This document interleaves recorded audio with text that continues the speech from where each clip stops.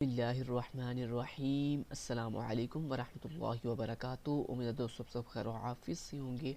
आज के अपने इस वीडियो के अंदर हम CS 302 की असाइनमेंट 1 फाल 2022 का कंप्लीट सोल्यूशन देखेंगे, जिसकी ड्यू डेट 5 दिसंबर 2022 है। आपको इस असाइनमेंट की सोल्यूशन फाइल जो है वो हमारी ऑफिशियल वेबसाइट www.khizrchaltechnical.online पर अवेलेबल कर दी जाएगी। आप हमारी वेबसाइट का लिंक इस वीडियो के डिस्क्रिप्शन पार्ट में भी हासिल कर सकते हैं। तो देन आप हमारी वेबसाइट से डिफरेंट असाइनमेंट्स के सोल्यूशन बिल्कुल फ्री में हासिल कर सकते हैं। तो यहाँ पे दोस्तों आपको एक क्वेश्चन गिवन किया गया है 5 वेरिएबल्स बूलियन एक्सप्रेशन का, जिसके अंदर आपको एक मिन टर्म दी गई है और एक डोंट केयर कंडीशन दी गई है। अब इस असाइनमेंट का सोल्यूशन कैसे सॉल्व करना है वो आपको बता देता हूँ। सबसे पहले आपने यहाँ पे ऊपर हेडिंग MS वर्ड के अंदर आपने इस असाइनमेंट को जो है वो सबमिट करवाना है। सबसे पहले ऊपर मैंने एक हेडिंग दे दी है, देन अपनी स्टूडेंट ID स्टूडेंट ID है नीचे, उसके बाद स्टूडेंट का नेम आपने लगाना चाहते हो लगा सकते हो। उसके बाद सेम वही जो सारे क्वेश्चन हमें गिवन किया था वो क्वेश्चन मैंने यहाँ पे लिख लिया। अब दोस्तों यहाँ पे आपने क्या करना है, सबसे पहले आपने एक टेबल बनाना है जिस टेबल के अंदर 5 कॉलम्स होंगे, 6 कॉलम्स होंगे। पहले कॉलम की हेडिंग को खाली छोड़ देना है। देन उसके बाद आपने जो आपको 5 वेरिएबल गिवन किए गए थे, ये देखो क्वेश्चन के अंदर आपको 5 वेरिएबल दिए गए थे ABCDE, तो ये आपने पाँचों के पाँचों वेरिएबल जो है वो लिख लेने हैं, यहाँ पे लिख लीजिए। अब आपने दोस्तों यहाँ पे 0 से लेकर 31 तक जो है वो नंबरिंग लिखनी है, लेकिन ये नंबरिंग वो वाली होगी जो आपको मिन टर्म में गिवन की गई थी। ये देखो मिन टर्म में आपको क्या गिवन किया गया है 0 से लेकर 31 तक। ये देखो ये तो ये जो मिन टर्म के अंदर जो आपको नंबर गिवन किए गए ना, यही नंबर आपने यहाँ पे फर्स्ट कॉलम के अंदर लिख लेने हैं। देखो 0 1 2 5 7 8 11, तो ये नंबर आपको मिन टर्म के अंदर गिवन किए गए थे, ये आपने लिख लेने हैं। लिखने के बाद दोस्तों अब आपने क्या करना है, अब आपने बिल्कुल 0 के बिल्कुल सामने ये जो आपको ये जो वैल्यू ABCDE की वैल्यू नज़र आ रही है, बेसिकली बाइनरी है, 0 की बाइनरी है।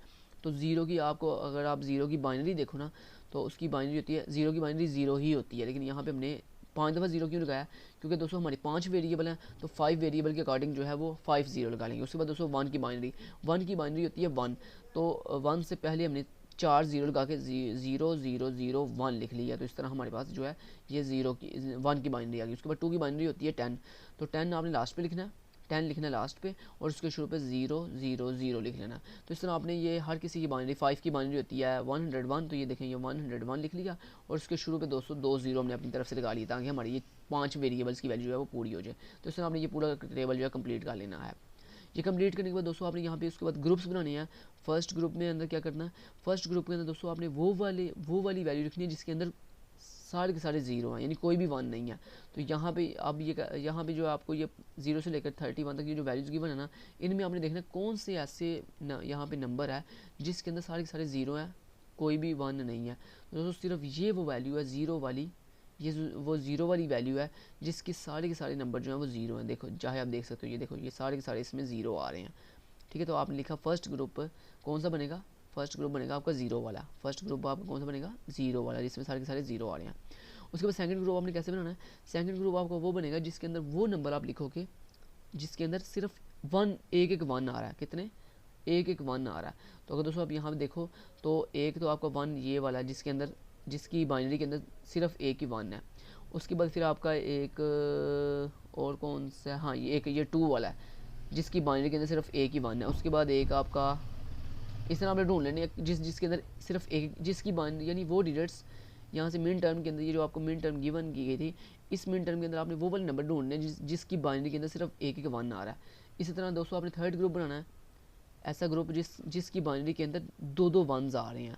तो 5 12 17 और 18 ये ऐसे मिन टर्म के नंबर हमें गिवन की गए हैं जिसके अंदर 2 जिनकी बाइनरी के अंदर 2 1 है। उसके बाद फोर्थ ग्रुप में ऐसे नंबर हमने लिखने हैं मिन टर्म के जिनकी बाइनरी के अंदर 3 1s हैं। उसके बाद फिफ्थ के अंदर जिनके अंदर 4 1s हैं, और उसके बाद 6 के अंदर वो वाला डिजिट जिसकी बाइनरी में 5 नंबर ऑफ 1s हैं। तो इस तरह हमारे 6 ग्रुप जो हैं वो बन गए। अब जब ये ग्रुप बन जाने उसके बाद आपने क्या करना दोस्तों, ये है कि आपने सेम वैसी टेबल बनाना है कि 5 वेरिएबल के कॉलम, और उसके बाद फर्स्ट वेरिएबल खाली छोड़ देना। इसमें ये जो 0,1 0,2 0,8 का मतलब क्या है, बेसिकली आपने करना ये है दोस्तों, सुन लो मेरी बात, गौर से सुनिएगा मेरी बात। आपने फर्स्ट ग्रुप के डिजिट को अपने सेकंड ग्रुप के तीनों डिजिट से के साथ कंबाइन करना है। ठीक है, यानी फर्स्ट ग्रुप को सेकंड ग्रुप के साथ मैच करना है, फिर सेकंड ग्रुप को थर्ड ग्रुप के साथ मैच करना है, फिर थर्ड ग्रुप को फोर्थ ग्रुप के साथ मैच करना है, फिर फोर्थ ग्रुप को फिफ्थ के साथ और फिफ्थ को सिक्स के साथ मैच करना है। इस तरह से हमने मैचिंग करनी है। तो जब मैंने फर्स्ट को सेकंड के साथ मैच किया तो 0,1 0,2 0,8 आ गया। उसके बाद जब मैंने फर्स्ट को सेकंड को थर्ड के साथ जब कंबाइन किया तो वो बन गया 1,5 1,17। अब इनको लिखते कैसे हैं, अब लिखना इस तरह से दोस्तों, 0,1 का मतलब है कि ग्रुप नंबर 1 का जो डिजिट है 0 ये, और ग्रुप नंबर 2 का जो डिजिट है 1, इन दोनों की बाइनरी के अंदर जहाँ डिफरेंट वैल्यू ना वहाँ पे आपने माइनस लगा देना, बाकी सेम वैल्यू लिख देनी। देखो इस फर्स्ट ग्रुप के ये पहले जो 4 0 है ये, और इसके पहले 4 0 सेम है। फ़र्क कहाँ पे आ रहा है, इसका लास्ट वाला 0 और इसका लास्ट वाला 1, ये दोनों डिफरेंट है। तो इन दोनों की डिफरेंट जहाँ पे ये दोनों जहाँ पे इन दोनों का डिजिट डिफरेंट है वहाँ पे आपने माइनस लगा दिया। तो यहाँ पे देखो पहले 4 दोनों के सेम थे, वो हमने वैसे लिख लिया। उसके बाद लास्ट पे दोनों का ज़ीरो का लास्ट पे 0 आ रहा था, 1 का लास्ट पे 1 आ रहा था, तो वहाँ पे हमने माइनस लगा दिया। इस तरह बाकी सब का भी आपने वहाँ माइनस लगाने जहाँ पे उनका डिजिट जो है डिफरेंट है, बाकी हर जगह पे सेम है। ठीक है जी, चलो जी, ये री अरेंजमेंट टर्म निकाल लिया। अब आपने दोस्तों ये जो री अरेंज वाली वैल्यू निकाली है ना, इनमें से अब आपने वो वाली वैल्यू ढूंढनी है जिनके अंदर जो है दो जगह पे मतलब कि माइनस आ रहा है, मतलब कि जिनके अंदर माइनस भी आ रहा हो सेम लोकेशन पर, और उनकी एक माइनस भी आ रहा हो, और दूसरा उनका क्या हो रहा हो, दूसरा उनका एक वैल्यू भी डिफरेंट हो। एक वैल्यू भी, जैसे ऊपर आपने देखा था ना यहाँ पे ऐसे डिजिट जिनकी एक वैल्यू डिफरेंट थी, वहाँ पे आपने माइनस लगा दिया। अब आपने इस टेबल के अंदर जहाँ जहाँ माइनस है ना, उस माइनस को देखना कि क्या सेम लोकेशन पर उसका माइनस आ रहा है। जैसे फर्ज करो मैं इसको लेता हूँ, मान मैंने इसको ले लिया, अब इसके माइनस कहाँ पे आ रहा है, यहाँ पे। अब आपने ढूंढना है वो कौन सी ऐसी इस टेबल में वैल्यूज है जिनके लास्ट वाला माइनस है। तो लास्ट वाला माइनस किसके पास है, और इसके पास है, ये देखें इसके पास है, लेकिन इसके बाकी सारे वंस हैं, इसके बाकी सारे क्या हैं, वंस हैं। लेकिन हमने क्या कहा था, माइनस भी हो और एक डिजिट ऐसा हो जो डिफरेंट हो, लेकिन इसमें कोई भी ऐसा नहीं है। तो यहाँ पे दोस्तों एक ही आपको ऐसा डिजिट मिल रहा है जिसके सिर्फ माइनस भी आ रहा है और एक वैल्यू भी डिफरेंट है, बाकी कोई भी आपको मैच नहीं कर रहा। तो हमने दोस्तों वो कौन सा, वो है जी 1 5 17 21। इन चारों को अगर कंबाइन कर दिया जाए ना, तो इन चारों के अंदर ए के अंदर भी माइनस आ रहा है, सी के अंदर भी माइनस आ रहा है, बाकी बी डी और ई कॉमन है। तो ये टेबल की वैल्यूज आपने यहाँ पे लिख लेनी है। ये ऊपर टेबल जो है ये भी मैं आपको दिखा देता हूँ। ये आपका फर्स्ट टेबल है, ये फर्स्ट हाफ टेबल है, ये उसका सेकंड हाफ टेबल है। उसके बाद ये आपका सेकंड टेबल है,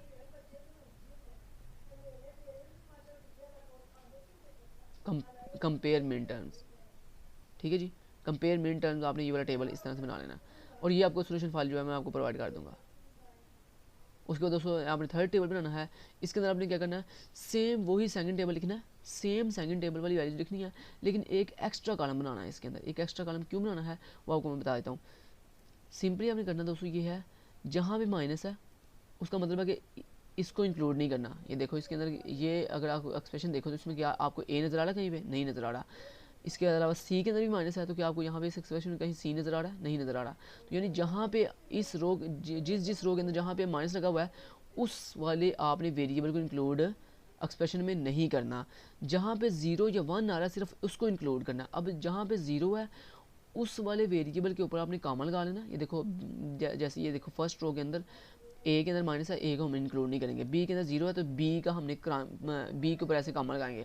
उसके बाद सी को इंक्लूड नहीं करेंगे, डी को इंक्लूड करेंगे। डी के अंदर क्या वैल्यू है 0, तो डी के ऊपर कॉमा आ जाएगा। उसके बाद ई के नीचे 1 आ रहा है तो ई को डायरेक्ट लिख लेंगे। इस तरह बाकी सारा भी टेबल आपने कंप्लीट कर लेना है। जैसे ही आपका टेबल ये कंप्लीट हो जाएगा उसके बाद आपने करना क्या, बहुत ईजी वे है। सेम वही टेबल जो आपने ऊपर बनाया अभी वही सेम वैल्यूज आपने यहाँ पर लिखनी है। उसके बाद आगे वो जो आपने अभी भी एक्सप्रेशन निकाले हैं, यानी सबसे पहले आपने ये जो वैल्यूज थी आपकी, ये सबसे फर्स्ट वाला कॉलम ये आपने लिख लेनी है। उसके बाद ये जो आपका लास्ट वाला कॉलम है ये आपने लिख लेना है। ये दोनों कॉलम लिखने के बाद अब आपने क्या करना है वो आपको बताता हूँ। ये देखो इतना लिखने के बाद अब ये जो ऊपर आपको ये नंबरिंग नजर आ रही है ना 0 1 2 5, ये बेसिकली आपकी मेन टर्म है। वो जो ऊपर आपको मेन टर्म गिवन थी ना, ओरिजिनल मेन टर्म, वो आपने लिख लेनी है। अब आपने दोस्तों करना ये है कि ये जो आपकी फर्स्ट एक्सप्रेशन है ना, इसके अंदर आपको ये जो वैल्यूज गिवन है 1 5 17 21, इन पोजीशन के नीचे जाके आपने टिक लगा देना। देखो पहले सबसे पहले आपको क्या वैल्यू गिवन है 1, तो 1 के नीचे आपने टिक लगा दिया। उसके बाद 5 है, 5 के नीचे आपने टिक लगा दिया। 17 है, 17 के नीचे आपने टिक लगा दिया। 21 है, 21 के नीचे आपने टिक लगा दिया।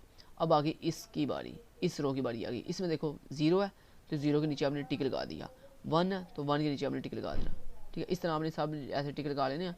टिक लगाने के बाद अब आपने दोस्तों करना ये है कि आपने अब कॉलम वाइज इनको चेक करना है। ये जो आपको ये जो पूरा पूरा कॉलम है ना, 0 वाला कॉलम, 1 वाला कॉलम, 2 वाला कॉलम, 3 वाला 5 वाला कॉलम, 7 वाला कॉलम, 8 वाला कॉलम, आपने ये कॉलम चेक करने हैं। जिस कॉलम के अंदर एक टिक होगा ना, जिस कॉलम के अंदर सिर्फ यानी जिस पूरे कॉलम के अंदर सिर्फ एक ही टिक होगा, आपने उस कॉलम को सेलेक्ट कर लेना। क्या इस 0 वाले कॉलम में एक ही टिक है? नहीं, इसमें तो 3 टिक है। 1 वाले कॉलम में एक ही टिक है? नहीं, 3 टिक है। 2 वाले कॉलम में एक ही टिक है? नहीं, 2 टिक है। यहाँ पे भी 2 हैं, यहाँ पे एक टिक है। ये देखो, ये 7 वाले कॉलम में सिर्फ एक ही टिक है। ये देखो 7 वाले कॉलम में सिर्फ एक ही टिक है। सो आपने इस पूरे कॉलम के अंदर एक ही टिक है, तो ये 7 वाले कॉलम में जिस जगह पे टिक है ना, उसके बिल्कुल सामने जो एक्सप्रेशन है ना, वो आपने लिख लेनी है। तो देखो A, B, C, E, तो ये आपने लिख ली। नीचे आ जाओ, A, B, C, E लिख लिया। उसके बाद लगाना आपने प्लस। प्लस लगाने के बाद देन आपने फिर चेक करना है कि कौन सा ऐसी वैल्यू जिसके पूरे कॉलम में सिर्फ एक ही टिक है। तो 7 के बाद 8 में भी एक टिक नहीं है, 11 में कोई टिक नहीं है, 12 में देखो ये सिर्फ एक ही टिक है। ये 12 में सिर्फ एक ही टिक है। तो इस कॉलम के जहाँ पे टिक लगा हुआ है, इसको बिल्कुल सामने क्या एक्सप्रेशन है? A, B, D, E, तो ये देखो ये लिखा हुआ जी A, B, D, E, लिख लिया। बाकी उसके बाद किसी के अंदर किसी भी कॉलम के अंदर एक टिक नहीं है, बाकी किसी के अंदर 2 है, किसी के अंदर 3 है, ठीक है जी। तो बस यही आपका एक्सप्रेशन था। तो ये आपको फाइनल आंसर आ गया। Thank you so much. Till then guys, take care, अल्लाह हाफिज़।